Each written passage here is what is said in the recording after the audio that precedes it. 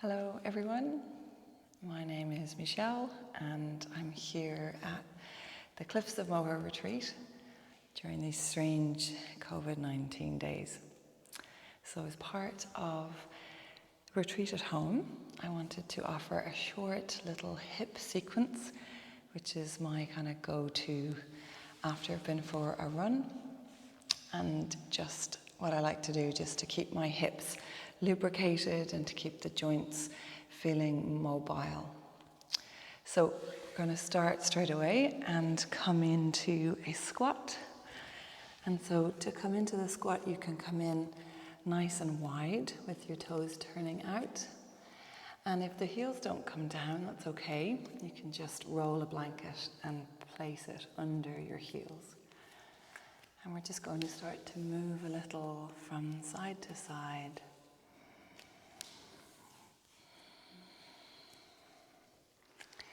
And then if you feel that you can bring your heels down, you're going to bring your elbows into your thighs, press into your legs, lift your chest up, bring your hands together and take a few deep breaths.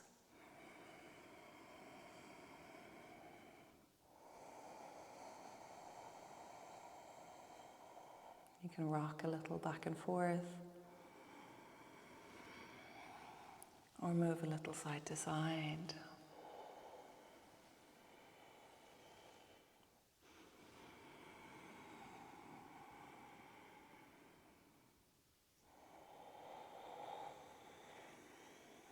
It's a beautiful day here. One of those magical days where the sun is shining and there's no wind. Just a couple more breaths.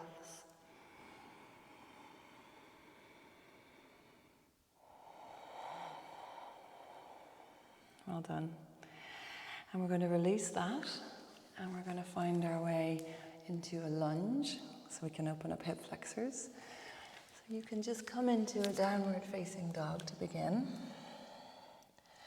And then lifting up your right leg or your left leg. Draw your knee in and take a nice big step forward towards the front of your mat or your hands. And drop your back knee down, release your toe. And we're just going to come up for a moment here. Draw your belly button in and then sink your hips forward. You can do anything you like with your arms. You can clasp your hands. Draw your chest forward and your arms back. Or if you like, you can bring your hands down and even open that right leg a little to the right, bringing your arm on the inside. And once again, we can always stay still or move a little if it feels uncomfortable or stuck. It's sometimes nice to find stillness and to hold poses for a while, but it can equally be nice to be more fluid, like water, find some movement. You can walk your hands forward if you like, get a little bit deeper. Some of you might want to bring your elbows down. That can be very intense, and I definitely recommend smiling your way through that. And if you feel very adventurous, you might even bend the back knee and reach back with your right hand and draw back on that foot to open up your thigh as well. And then we'll release, place the hands down, step back into downward dog, pedal out your feet a little. And when you're ready, lift the left leg up, hug the knee in, lightly step it forward towards the front. Drop your back knee down and just come up first of all. Draw your belly in, feel that opening here on the right side. And you might try something different with your hands, maybe open your elbows nice and wide into a sort of a goalie or cactus arms. Lift your chest. Relax your shoulders, your jaw. And then bring your hands down. Bring that left arm onto the inside. And you can keep that foot flat or you can open the knee, letting the foot come up as well. And I feel like moving a little bit today. So just gently pulsing, breathing, flowing. Keeping your chest nice and open and staying connected to your breath all the time.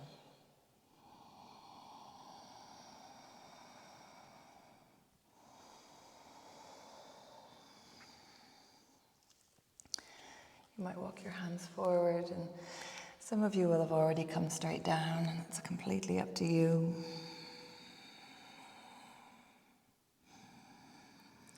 It's a lot more intense. You can stay there, or if you feel like bending that back leg, reaching back with the left hand and holding onto the foot and drawing yourself open.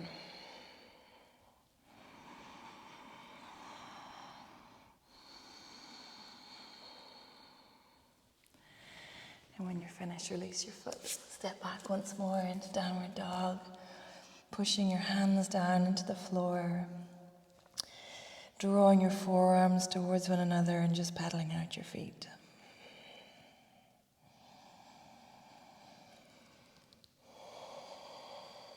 And coming back, you can open the knees nice and wide.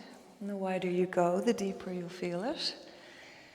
Sitting up nice and tall, press your fingertips down, lengthen your spine. And then when you're ready, you can walk your hands forward.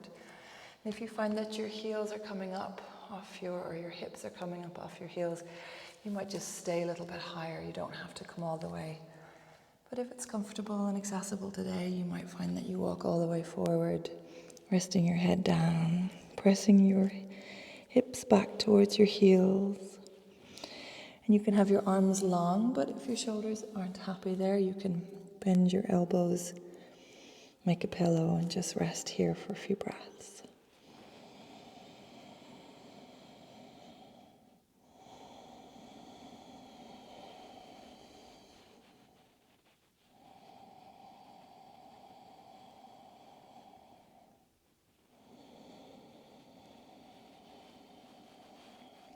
Two more breaths.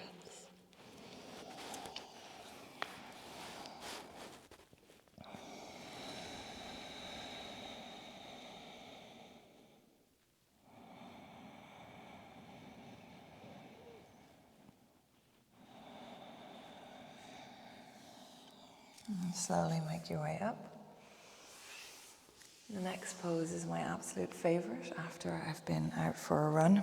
And I went out for a run today, and I can always feel it in my hips.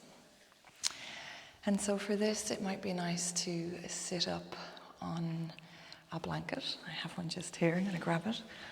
If you have a yoga prop, like a block, that will work really well. You can use a pillow or a cushion or a blanket and just fold it as many times as you need it, or grab another one. And you're not going to sit right up on it, you're just going to sit up on the edge of it. So you'll just see, you want to feel that your pelvis is tilting forward and not rolling back. Your pelvis is tilted forward and not back. And so however high you need to go to feel that is completely unique to you. And so what we're going to do now is lift the right leg. And we're going to lift it up. And it's not this pose. You might be familiar with this. It's sort of a half lotus. We're not going there.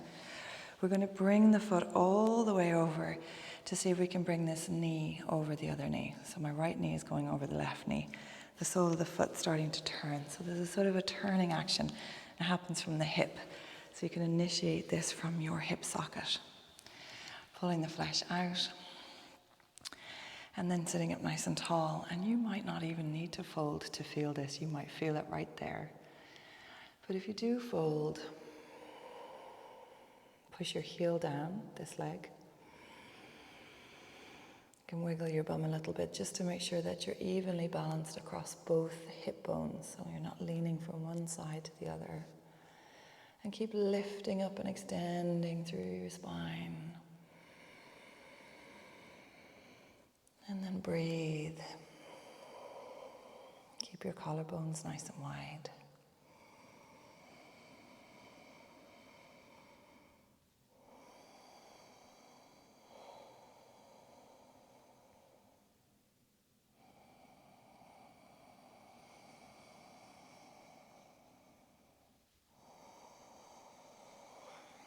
And what you want to notice after a little bit of time is that the quality of the pose feels a little different. Maybe something is yielded or released. And if it's so intense that it doesn't feel like that's possible, you may have come a little bit too far, and in that case you might just lift yourself out a little and see if you can find that sweet spot where you're getting a nice stretch, but long, deep, slow breaths are allowing you to release a little bit in it. Just a couple more breaths.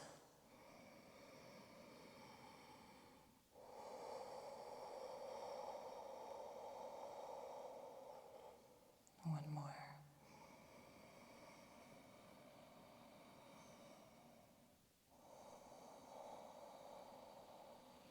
And then slowly come up. We're going to come to the other side, but you want to make sure you're not feeling any pain in your knees. We never want to feel pain anywhere in yoga. There's a difference between an intense feeling, a stretch, a tightness, and pain. We always want to move away from pain, and it might mean skipping a pose altogether. And it's different for everyone, and it's different every day. And we especially want to avoid pain in our joints. So pull the flesh out. You might need to re-sit on your cushion to sit up higher. Remember, we want to get the pelvis tilting forward. And then bringing from the hip socket the leg over and starting to feel like it's turning, so that we're trying to stack one knee, the left knee, over the right knee. The left foot's going over to the right. Actively engage the right leg, lift and lengthen. And keeping your balance and your weight even across the two sides, folding to forward any amount. Keeping your collarbones nice and broad, and your jaw nice and soft. Find that edge, that place where you feel enough. That there's enough sensation there to keep you present and focused, but not enough that you feel that you want to bolt out of the pose. Enough that you can focus on your breaths, but not too little so that you're bored.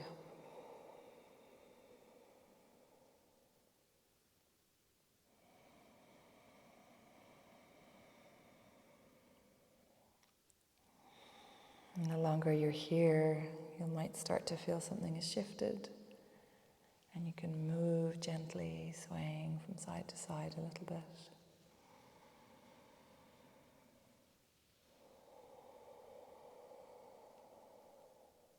Half saddle pose.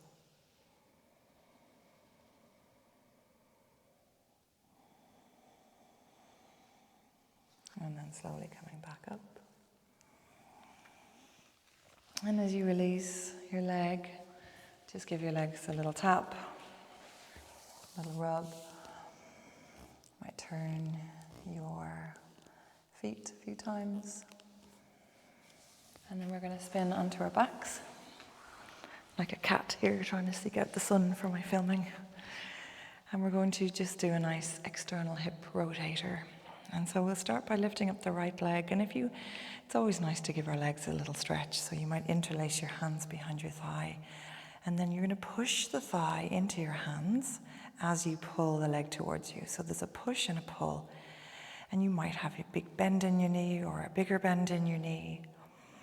And then as we inhale, we're going to point through the toes. And as we exhale, we're going to flex through the heels. Inhale, point. Exhale, flex.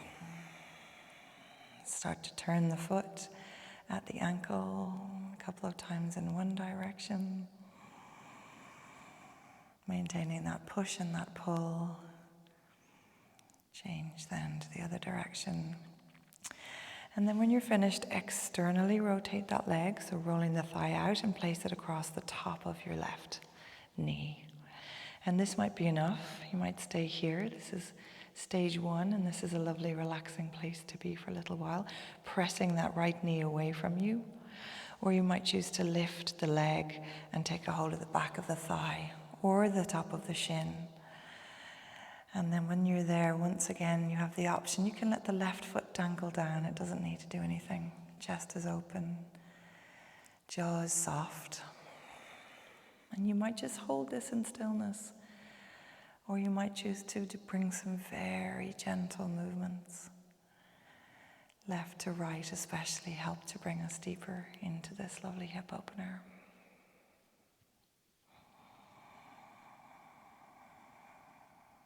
Take a couple of deep breaths here.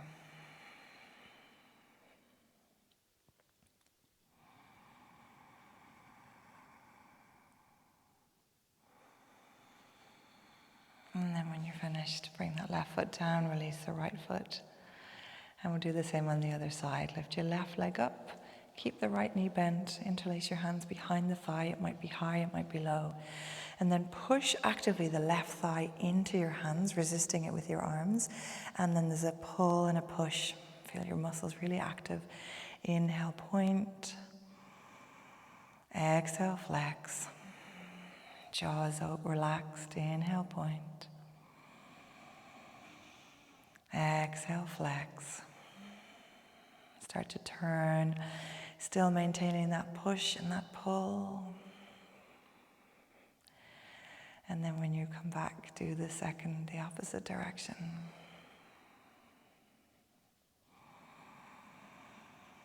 And keeping that leg flexed, that foot externally rotate this left thigh and bring the foot across the top of the right knee.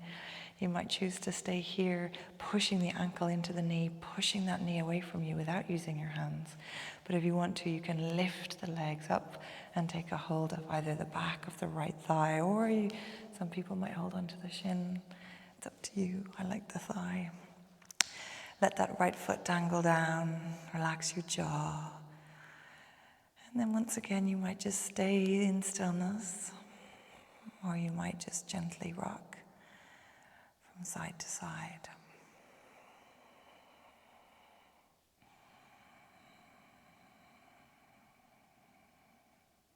Breathing into your hips, being really present with everything that you can feel. Being really grateful for everything your hips have done for you today.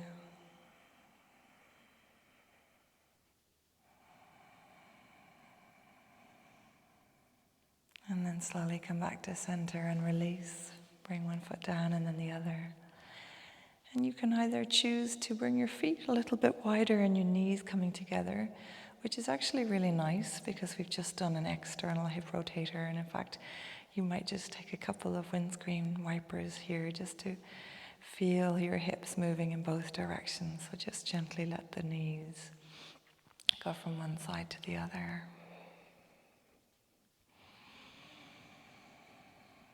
Feel the weight going across your pelvis from the left side of your pelvis, from the left pelvic half to the right pelvic half.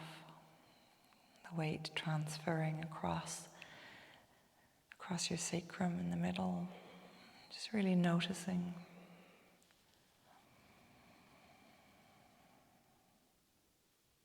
And then when you get back to center, you might choose to keep your feet wide and let your knees come into the center and just rest there. It's a really lovely restorative place to just rest. Or you might choose to just slide your legs out and just rest for a couple of moments and just notice how your hips feel now.